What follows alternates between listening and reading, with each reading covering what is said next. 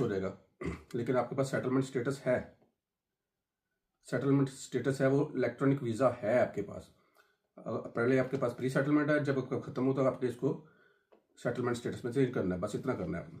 दूसरी बात, बीआरपी, जिनके पास बीआरपी है उन्होंने ई वीज़ा अप्लाई करना है। जिनके पास बीआरसी है, यूरोप वाले, उन्होंने ई वीज़ा अप्लाई नहीं करना। बिल्कुल कोशिश नहीं करनी। उनकी वेबसाइट पे क्लियर लिखा हुआ है, you don't have to take any action, you already have e visa. तो ई वीज़ा सिर्फ बीआरपी वालों ने लेना है, जो कॉन्ट्रैक्ट पे हैं, यूके बेस पे आए हुए हैं यहाँ पे, उन लोगों ने कर लेना है बीआरपी। और वो कैसे लेना है, मैं वीडियो तकरीबन तैयार कर बैठा हूँ, तो मैं आज नहीं तो कल इंशाल्लाह अपलोड कर दूंगा। ये तो मंडे वाले दिन ज़रूर इंशाल्लाह अपलोड कर दूंगा, कैसे कैसे स्टेप बाय स्टेप उसको अप्लाई करना है, कैसे अकाउंट क्रिएट करना है। मैं आपको ये भी बताऊंगा कि जिनके पास ऑलरेडी है उन्होंने अकाउंट